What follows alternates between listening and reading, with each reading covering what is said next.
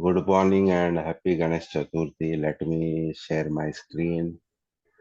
Okay, entire screen share.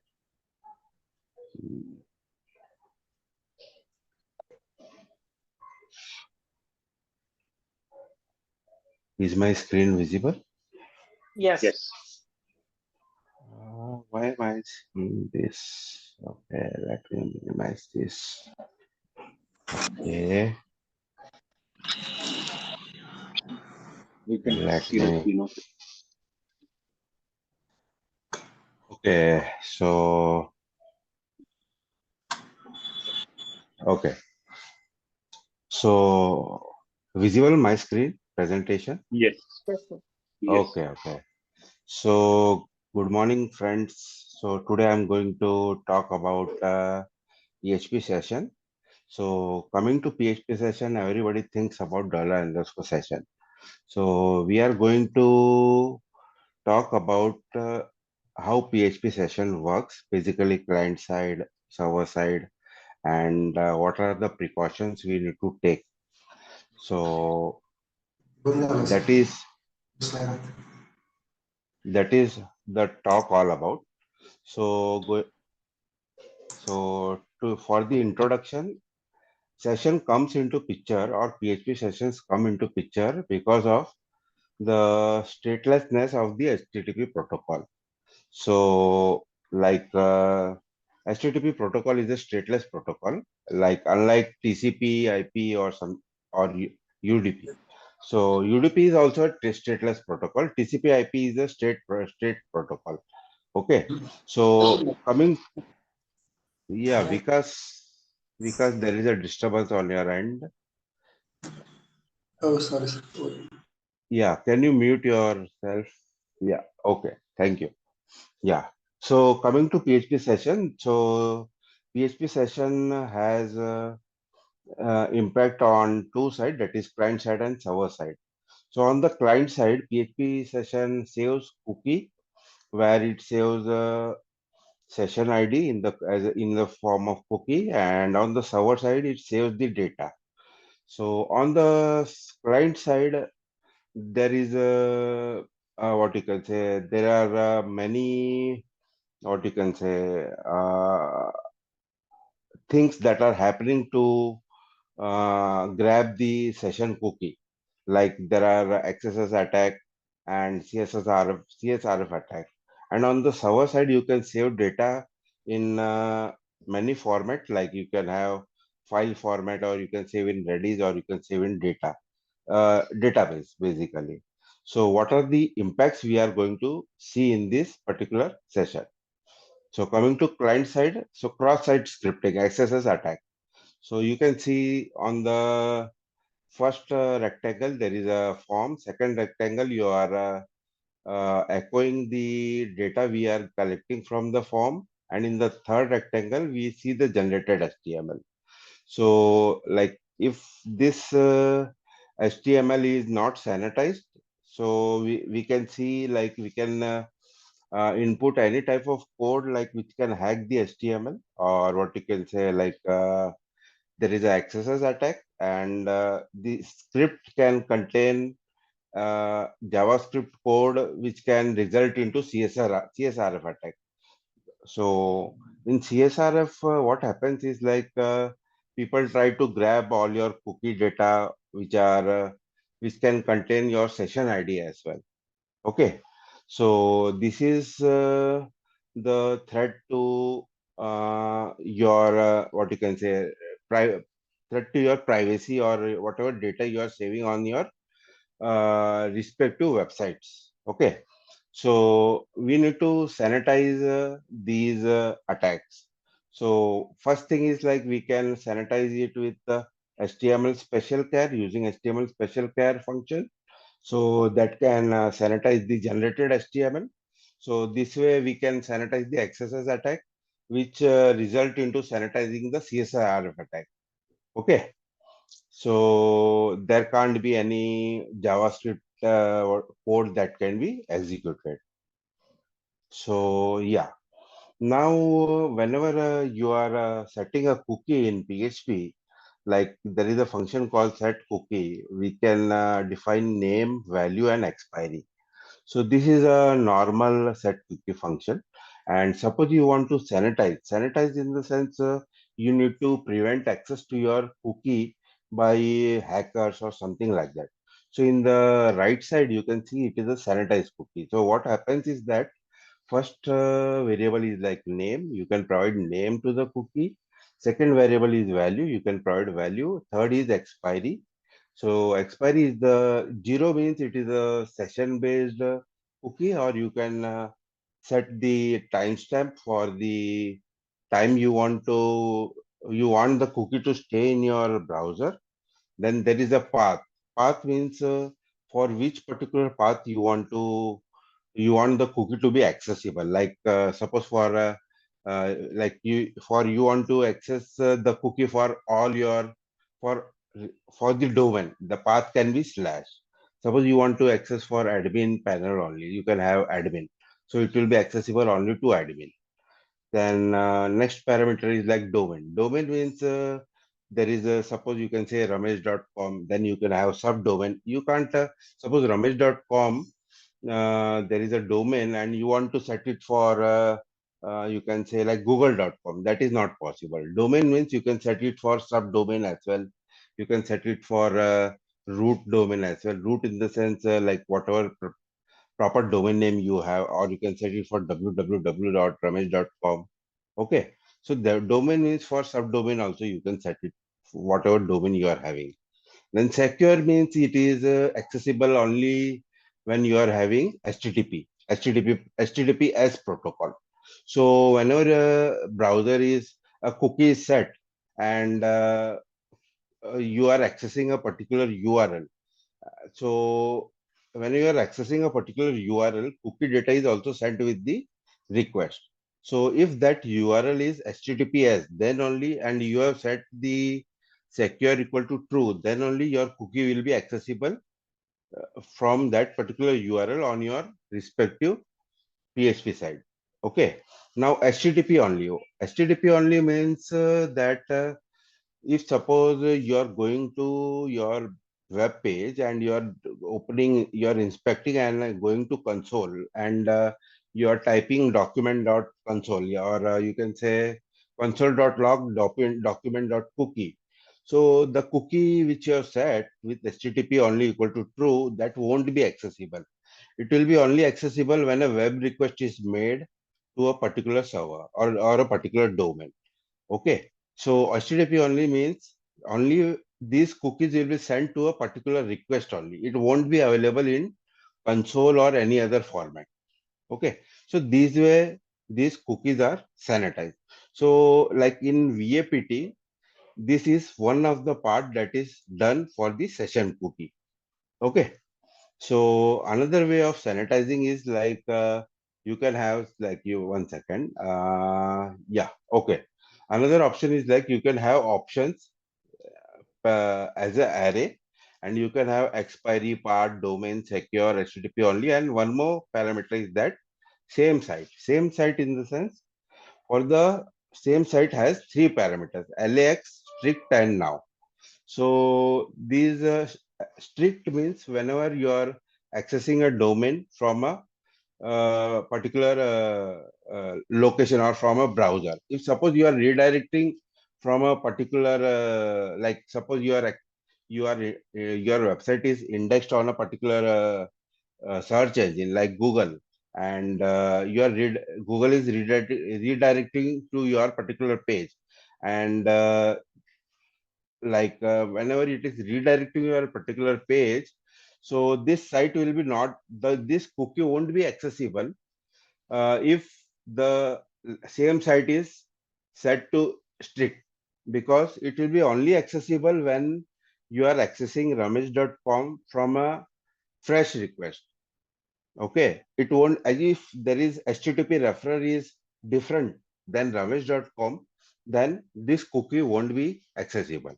So there are three parameters like lax, strict, and none. Lax means if there is a HTTP referrer, still it will be accessible. None means there is no what you can say no settings for this particular same site parameter. Okay, so this set cookie function I have mentioned here only for the cookie which is for PHP session. Okay, so that is the thing. And this cookie, if you are setting these parameters, the CSRF cookie access won't be done. Okay, so it will be sanitized. The CSRF attack will be sanitized. Now coming to server side, so required skills and stuff. Like हम लोग अभी क्या करते हैं कि जैसे हम लोग कुछ भी वेबसाइट में कुछ भी चेंजेस करते हैं, और हम लोग डिबग करते हैं, चेंजेस करते हैं फिक्स करने के लिए, एरर फिक्स करने के लिए, तो उसमें ब्राउजर में जाके चेक करते रहते हैं, या फिर जैसे प्रिंट आर करते हैं, या फिर एको करते हैं, जैसे वो सब चीजें होती है।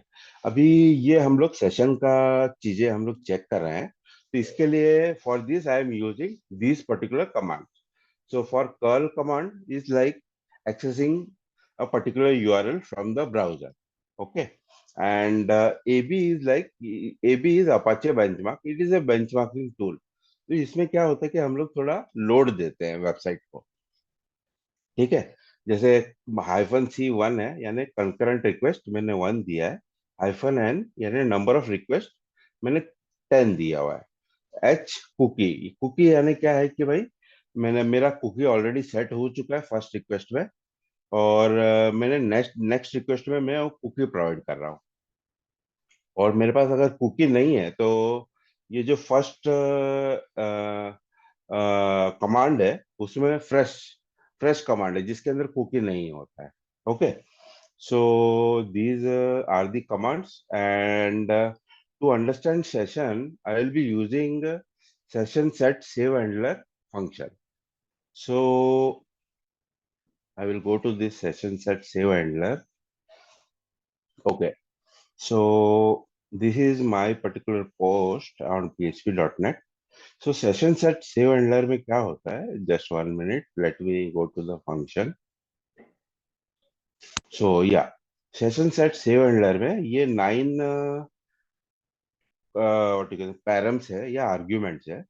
ये 9 arguments are the arguments for the name of the function. So function का नाम होता है जो आप प्रोवाइड करो या रेफरेंस प्रोवाइड करो, जिससे वो फंक्शन एग्जीक्यूट करता है जो सेशन मतलब यूज करने के लिए. ओके, अगर कस्टमाइज सेशन यूज करने के लिए होता है तो I will go to this. So इसमें क्या है कि सेशन ओपन होता है, क्लोज के लिए होता है. यहाँ पे ये मैंने क्या किया है कि ये मैंने यहाँ पे कोड नहीं लिखा है, मैंने खाली एको किया है for the for understanding the session, ये सेशन वर्क कैसे करता है. Okay, so will go. Okay, so this is session set save handler. Okay, now अभी हम लोग सेशन बिहेवियर अंडरस्टैंड करते हैं. बेसिकली सर्वर साइड में सेशन बिहेवियर कैसा होता है. अभी include session set save handler dot PHP, और मैंने सेशन स्टार्ट कर दिया, और उसके बाद में मैंने अपना पीएचपी कोड लिखा हुआ है. तो यहाँ पे मैंने एक लाइन में पीएचपी कोड लिखा है ताकि अंडरस्टैंड करे कि हमारा पूरा नीचे पीएचपी कोड है सेशन स्टार्ट के बाद में. तो यहाँ पे अगर आप देखोगे तो मैंने अगर, एक मिनट, यहाँ पे तो यहाँ पे कर्ल के 2 कमांड है. कर्ल के एक कमांड फर्स्ट रिक्वेस्ट है, एक कमांड सेकंड रिक्वेस्ट है, जिसमें कुकी हम लोग को मिल जाता है और हम लोग कुकी सेंड करते हैं. ओके, सो यहाँ पे नो सेशन आईडी यानी फर्स्ट रिक्वेस्ट है, और सेकंड रिक्वेस्ट यानी विथ सेशन आईडी है. सो फर्स्ट रिक्वेस्ट में क्या होता है कि सेशन ओपन फंक्शन एग्जीक्यूट करता है, फिर क्रिएट सेशन आईडी एग्जीक्यूट करता है. क्रिएट सेशन आईडी यानी जो भी सेशन आईडी वो सेशन क्रिएट करता है, वो एज ए कुकी हम लोग को ब्राउजर को सेंड करता है ब्राउजर में सेट करने के लिए. उसके बाद में वो रीड करता है, रीड करने के बाद में पीएचपी रिस्पॉन्स जो भी यहाँ पे एको किया हुआ है, यहाँ पे लेफ्ट साइड में पीएचपी रिस्पॉन्स, वो पीएचपी रिस्पॉन्स यानी स्क्रिप्ट को एग्जीक्यूट करता है. जब पूरा स्क्रिप्ट एग्जीक्यूशन खत्म हो जाता है, उसके बाद में जो भी सेशन में आपने डॉलर सेशन में चेंजेस किए हैं, जो कुछ भी किया है, मैनिपुलेशन किया हुआ है, वो उसको डॉलर सेशन को सीरियलाइज करके, सपोज कीजिए कि आप फाइल मोड में सेशन एग्जीक्यूट कर रहे हैं या यूज कर रहे हैं, तो उसको फाइल में राइट कर देता है और सेशन को क्लोज कर देता है। ठीक है। तो ये basically behaviour of normal session है। तो नॉर्मल सेशन में क्या होता है, फर्स्ट रिक्वेस्ट में क्या होता है कि क्रिएट सेशन आईडी होता है, और सेकंड रिक्वेस्ट जहाँ पे आप कुकी सेंड करते हैं वापस जो सेशन आईडी का कुकी है, वो सेकंड रिक्वेस्ट में क्या होता है कि जो भी कुकी रिसीव होता है उसको वैलिडेट करता है कि भाई इस ये कुकी का फाइल जनरेट हुआ, मतलब मैंने फाइल जनरेट किया था कि नहीं किया था, वैसे वो चेक करता है। तो वो वैलिडेशन आ जाता है। अगर नहीं किया हुआ रहता है तो क्रिएट सेशन आईडी आ जाता है, क्योंकि वो न्यू सेशन रहता है। ठीक है। तो this is all about session start. अभी सेशन स्टार्ट में क्या होता है कि आर्ग्यूमेंट भी होता है सेशन स्टार्ट के अंदर। सेशन स्टार्ट के पास सेशन स्टार्ट फंक्शन का एक आर्ग्यूमेंट रहता है, तो वो है एरे होता है वो उसका। काफी सारे एरे के काफी सारे कीज और वैल्यूज है जो हम लोग पीएचपी आईएनआई में सेट रहते हैं। जैसे सेशन, अगर सपोज कीजिए कि हम लोग फाइल मोड यूज कर रहे हैं, तो सेशन का फाइल कहाँ पे जनरेट करना है, वो एक स्लैश टैम्प भी हो सकता है, या फिर हम लोग चाहे तो उसको चेंज भी कर सकते हैं। तो यहाँ पे हम लोग वो पैरामीटर प्रोवाइड कर सकते हैं। अभी जैसे सेशन का कुकी का नाम होता है पीएचपी सेस आईडी, अगर हम लोग वो चेंज करना चाहे तो वो भी चेंज कर सकते हैं। तो वो हम लोग पैरामीटर या तो पीएचपी आईएनआई में चेंज करो, या फिर चलो हम लोग को टेम्पररी पर्पस के लिए चाहिए, तो हम लोग यहाँ पे ये आर्ग्यूमेंट ये एरे फंक्शन में चेंज कर सकते हैं। तो अभी तक हम लोगों ने देखा कि हम लोग नॉर्मल सेशन स्टार्ट यूज कर रहे थे। Now we are using read and close. तो रीड ओनली मोड में है। अभी नॉर्मल सेशन यूज करते हैं तो रीड भी होता है और राइट भी होता है। अभी हम लोग कर रहे हैं कि खाली मेरे को रीड करना है, राइट नहीं करना है। अभी सपोज मेरा कोई स्क्रिप्ट है जिसके अंदर मेरे को सेशन में, डॉलर सेशन में कुछ चेंजेस नहीं करना है, खाली मेरे को ये चेक करना है कि मैं ऑथराइज लॉग्ड इन यूजर हूँ कि नहीं है, नहीं हूँ। मेरे को खाली वही चेक करना है, तो मैं रीड मोड ये यूज करूंगा कि भाई मैंने फाइल से रीड किया, डॉलर सेशन में सेट किया, और बस उसमें से मैंने वैलिडेट किया इज ऑथराइज्ड यूजर, और मैंने मेरा कोड एग्जीक्यूट करके, या सीएसवी डाउनलोड है, सीएसवी डाउनलोड वो ऑथराइज्ड यूजर को दे दिया। तो इसमें क्या होता है कि एक रीड एंड क्लोज करके एक की है, जो सेशन में हम सेशन स्टार्ट में हम लोग एरे में प्रोवाइड कर सकते हैं, उसको ट्रू करना पड़ता है।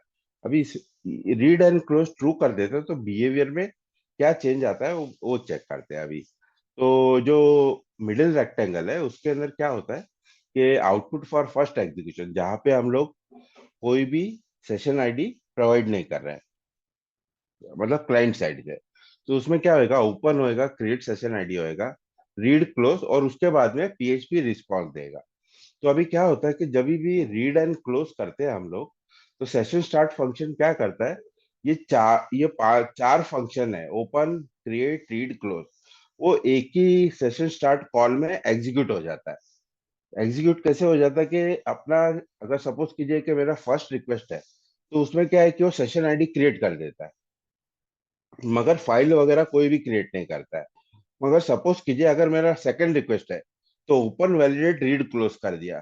तो ओपन वैलिडेट रीड क्लोज कर दिया यानी क्या होता है कि सेशन आईडी के बेसिस पे उसने फाइल से डेटा रीड किया, और रीड करके डॉलर सेशन में सेट कर दिया और क्लोज भी कर दिया सेशन को। क्योंकि आगे उसको पता है कि रीड क्लोज किया है तो मेरा राइट तो ऑपरेशन होने वाला नहीं है, खाली मेरे को डॉलर सेशन में जो भी सेशन का पैरम्स है वो फिल अप करना है। आगे वो यूजर जो है वो उसको यूज करेगा। तो खाली ये रीड ओनली मोड है, राइट मोड नहीं है। राइट मोड होता है या नॉर्मल सेशन होता है, वो एंड तक अपना जो भी, जैसे सपोज कीजिए अगर मैं फाइल फाइल ऑपरेशन यूज करता हूँ, फाइल मोड यूज करता हूँ, तो एंड तक जो है फाइल का हैंडल ओपन करके रखता है, और फिर बाद में जब एंड में राइट करता है, तब जाके राइट करने के बाद में फाइल हैंडल रिलीज करता है। मगर रीड एंड क्लोज में क्या है कि तुरंत फाइल हैंडल ओपन किया, रीड किया, फाइल हैंडल क्लोज किया, डॉलर सेशन में डेटा फीड कर दिया। ठीक है। तो ये रीड एंड क्लोज का ये एडवांटेज है कि भाई आपका इससे साइट का परफॉर्मेंस स्पीड अप हो जाता है। ओके, तो यही मैंने कंपैरिजन किया है। सेशन स्टार्ट, ओपन, क्रिएट और वैलिडेट। रीड करने के बाद में पीएचपी रिस्पॉन्स आता है। रिस्पॉन्स यानी पीएचपी स्क्रिप्ट एग्जीक्यूट होता है रीड के बाद में। फिर बाद में जब एंड हो जाता है, उसके बाद में राइट करता है सीरियलाइज सेशन और क्लोज कर देता है। जबकि रीड एंड क्लोज में क्या होता है, ओपन, क्रिएट, रीड, क्लोज, ये चार फंक्शन एक साथ में एग्जीक्यूट हो जाते हैं। फिर बाद में वो पीएचपी रिस्पॉन्स जो है वो डिलीवर करता है। ठीक है, तो ये रीड ओनली मोड हो गया, क्योंकि मेरे को कुछ राइट ऑपरेशन तो करना ही नहीं है ना। तो मेरे को खाली डॉलर सेशन को लोड करना है, उसके बाद में पीएचपी स्क्रिप्ट एग्जीक्यूट करके कुछ भी किया करे। ठीक है, तो ये बिहेवियर कंक्लूजन है। ठीक है, अभी जाते हैं बेंचमार्क करते हैं अभी हम लोग। ठीक है, बेंचमार्क यानी हम लोग लोड देते हैं अभी वेबसाइट को।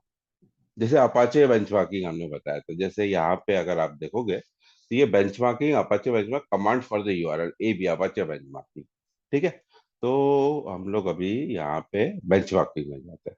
अभी यहाँ पे अगर आप देखोगे, पहले बेंचमार्किंग नॉर्मल सेशन यानी क्या है, रीड और राइट दोनों एक्टिव है। जैसे अगर हम लोग जैसे फाइल देखें तो फाइल ओपन करते हैं तो रीड मोड में भी ओपन करते हैं, फाइल ओपन करते हैं रीड राइट मोड में भी ओपन करते हैं, वैसे सेशन में भी होता है। सेशन, नॉर्मल सेशन जो है रीड राइट दोनों होता है। और read only, read and close हो गया तो खाली रीड ओनली हुआ। तो अभी हम लोग बेंचमार्क नॉर्मल सेशन को करते हैं। तो अभी क्या होता है कि मैंने यहाँ पे लेफ्ट साइड में ये कोड लिखा है कि भाई session set save handler, session start, unauthorise और चेक हो गया, और फिर बाद में मेरा स्क्रिप्ट एग्जीक्यूशन हुआ। तो अभी मैंने यहाँ पे बेंचमार्किंग का ए बी कमांड एग्जीक्यूट किया। तो यहाँ पे क्या हो गया कि अगर मेरा कोई भी सेशन आईडी मैंने प्रोवाइड नहीं किया है तो क्रिएट सेस आईडी हुआ, इनवैलिड सेशन आईडी है तो वैलिडेट सेस आईडी हुआ। अभी इसमें अगर आप देखोगे तो ये नॉर्मल सेशन है। नॉर्मल सेशन क्या करता है, आपका अनऑथराइज्ड होने के बाद में उसको राइट ऑपरेशन जरूर एग्जीक्यूट करता है। अब अनऑथराइज्ड यानी क्या है कि सपोज कीजिए ये आपका डैशबोर्ड डॉट पीएचपी है, ये पीएचपी टैग ओपन किया है, उसके बाजू में आपका डैशबोर्ड डॉट पीएचपी है, जहाँ ये आपका स्क्रिप्ट रन कर रहा है। मतलब लॉगिन के बाद में आपका जो भी रिसोर्सेस है, जो आप लॉगिन के बाद में सर्व करते हो, वो यूआरएल को मैं लोड दे रहा हूँ। ठीक है, तो अभी क्या होता है कि आपने बोला कि ये तो मैंने अनऑथराइज्ड है, मेरा तो सिक्योर्ड है, कोई प्रॉब्लम नहीं है, सिक्योर्ड है आपका वेबसाइट। ठीक है, ठीक है, मगर अनऑथराइज्ड एको करने के बाद में नॉर्मल सेशन क्या करता है, राइट ऑपरेशन करता है। ठीक है, अभी मैंने राइट ऑपरेशन किया तो यहाँ पे अगर आप देखोगे, मैंने अगर कोई भी सेशन आईडी प्रोवाइड नहीं किया तो सेशन आईडी क्रिएट कर रहा है और राइट ऑपरेशन कर रहा है, यानी आपका सेशन फाइल वो क्रिएट कर रहा है, वो सेशन का फाइल। ठीक है, तो अभी मैं क्या करता हूँ, 10,000 रिक्वेस्ट का लोड दे देता हूँ, तो 10,000 फाइल वो क्रिएट कर देगा सेशन का। ठीक है, मतलब क्या होएगा, अगर सपोज करो कि मेरे को आपका वेबसाइट को डाउन करना है, मैंने 5 मिनट के लिए 10 लाख का रिक्वेस्ट डाल दिया, और आपका हार्ड डिस्क का आईनोड खत्म हो जाएगा, और आपका मतलब सर्वर है वो जाम हो जाएगा आईनोड की वजह से। आईनोड सर्व नहीं कर पाएगा। ठीक है, क्योंकि 10 लाख फाइल उसने क्रिएट किया, तो आईनोड खत्म हो जाएगा उसके बाद में, क्योंकि ये राइट ऑपरेशन एग्जीक्यूट कर रहा है, ये नॉर्मल सेशन। भले रिक्वेस्ट वैलिड है नहीं है, क्योंकि आप सेशन स्टार्ट कर रहे हो नॉर्मल सेशन, तो ये आईनोड खत्म कर देगा सीधा, और आपका सर्वर जो है वो मतलब न्यू सेशन क्रिएट नहीं कर पाएगा या रीड नहीं कर पाएगा। ठीक है, और वैलिड रहेगा, तो वैलिड में तो कोई प्रॉब्लम नहीं है आपने को, क्योंकि एक ही सेशन जो है फाइल क्रिएट हो रहा है, वही एक्सेस कर रहा है, वही एक फाइल राइट कर रहा है। ठीक है, अभी ये नॉर्मल सेशन का बेंचमार्किंग हुआ। अभी दूसरा बेंचमार्किंग देखते हैं हम लोग रीड ओनली का। अभी रीड ओनली में क्या होता है कि हम लोग अगर कोई भी सेशन आईडी प्रोवाइड नहीं करते या इनवैलिड सेशन आईडी प्रोवाइड करते हैं, तो इसमें अगर आउटपुट में देखोगे तो इसमें राइट ऑपरेशन नहीं होता है। मतलब आप सेफर साइड पे हो, आपका जो भी ये है, मतलब सिक्योर्ड वेब पेजेस है, या फिर जिस पेजेस में ऑथ लगता है, उसमें आपने अगर रीड एंड क्लोज यूज किया है तो इसमें राइट ऑपरेशन तो होता ही नहीं है कहीं पे भी। ठीक है। तो इसमें आपका ये सिक्योर्ड हो जाता है, कहीं पे भी आईनोड का प्रॉब्लम नहीं आएगा। आईनोड चलो फाइल सिस्टम हुआ तो आईनोड का प्रॉब्लम आता है, मगर आप रेडिस यूज कर रहे हैं तो रेडिस रेडिस भी प्रॉब्लम में आ जाएगा। अगर आप डेटाबेस यूज कर रहे हैं, कोई टेबल में यूज कर रहे हैं, तो टेबल टेबल का साइज भी बढ़ जाएगा। ठीक है, मैंने 10 लाख रिकॉर्ड दिया तो 10 लाख का अगर आपने सेशन आईडी पे इंडेक्स किया है तो इंडेक्स वो उधर ही मर जाएगा, इंडेक्स भी स्लो हो जाएगा, परफॉर्मेंस तो स्लो हो ही जाएगा कम से कम। ठीक है। तो अभी इसमें मैंने रीड एंड क्लोज किया तो इसमें रीड एंड क्लोज में कहीं पे भी राइट ऑपरेशन नहीं है, तो इसमें कोई प्रॉब्लम नहीं आती है। ठीक है। तो ये हम लोग अगर कंपेयर करें, बेंचमार्किंग कंक्लूजन करें अगर बेंचमार्क का, तो सेशन स्टार्ट से करते हैं तो इसमें क्या है कि नॉर्मल सेशन स्टार्ट करते हैं तो इसमें साइड इफेक्ट है, डेटा फाइल्स और एंट्रीज एक्स्ट्रा क्रिएट हो जाती है, जो जबकि हमको जरूरत भी नहीं है, क्योंकि ये जो है वो हैकर लोग करते हैं, या फिर कोई भी जो है आपका कॉम्पिटिटर है, वो आपको डाउन करना चाहता है तो आपको आपके सर्वर को डाउन कर सकता है, आराम से कर सकता है। ठीक है। और दूसरा क्या है कि आपके स्कोप ऑफ सेशन अटैक, अगर सपोज कीजिए कि आप कोई जैसे कोई अच्छे खासे जैसे फ्लिपकार्ट है, अमेजोन है, तो यही है कि अगर आपने ये बराबर से हैंडल नहीं किया है तो ये स्कोप हो जाता है। जैसे अगर सपोज कीजिए मैं एक कंपनी में काम कर रहा था, तो इसमें क्या हो रहा था कि जैसे आज अटैक हुआ तो हम लोग सेशन डेटाबेस यूज कर रहे थे, तो डेटाबेस को क्लीन करना पड़ता था, सारे यूजर्स को वापस लॉगिन करना पड़ता था। ठीक है। तो ये आज हुआ, उसके बाद में 10 दिन के बाद में वापस वही प्रॉब्लम आती थी। ऐसा है, मतलब फ्रीक्वेंटली ऐसा होता था, क्योंकि हम लोग को ये सॉल्यूशन नहीं मालूम था। तो ये फ्रीक्वेंटली होता है, हम लोग सोचते थे हो क्या रहा है, हो क्या रहा है, तो वैसा होता था। अभी क्या है कि ये नॉर्मल सेशन स्टार्ट का ये हो गया, अगर मैंने रीड एंड क्लोज किया तो उसका कोई साइड इफेक्ट नहीं है, सेफर सेफर है रीड एंड क्लोज। तो अभी नॉर्मल सेशन स्टार्ट को हम लोग कैसे यूज करें, क्योंकि मेरे को राइट तो करना ही करना है, कहीं ना कहीं कभी कभी मेरा आता ही है कि मेरे को राइट करना है। तो हम लोग क्या कर सकते हैं कि हम लोग ये जो लेफ्ट साइड पे बॉक्स है इसमें क्या है कि हम लोग पहले रीड एंड क्लोज यूज करेंगे। ठीक है। तो इसमें क्या होएगा कि जो सेशन रहेगा वो लोड हो जाएगा डॉलर सेशन में, उससे मैंने अनऑथराइज्ड है कि नहीं है चेक कर लूंगा, ऑथराइज्ड है अनऑथराइज्ड है वो चेक चेक कर लूंगा। और उसके बाद में अगर मेरे को सेशन में कुछ भी चेंजेस करना है तो मैं सेशन स्टार्ट वापस कर दूंगा, वो नॉर्मल सेशन स्टार्ट हो जाएगा। तो इसमें बेसिकली अगर किसी ने सेशन स्टार्ट को मल्टीपल बार एक ही स्क्रिप्ट में यूज किया है तो उसको पता रहेगा। जैसे मैंने यहाँ पे सेशन स्टार्ट किया, यहाँ पे कुछ चेंजेस किया सेशन के अंदर, फिर सेशन राइट क्लोज कर दिया, फिर वापस सेशन स्टार्ट किया, फिर सेशन राइट क्लोज कर दिया। तो ऐसे मैंने सेशन स्टार्ट जो है मैं मल्टीपल टाइम एक ही स्क्रिप्ट में कर सकता हूँ। ओके। तो इसमें क्या है कि अगर मैंने सबसे ऊपर सेशन स्टार्ट रीड क्लोज करके ऑथराइजेशन कर लिया, चेक कर लिया, तो वो मैं सेफर साइड पे हो जाता हूँ।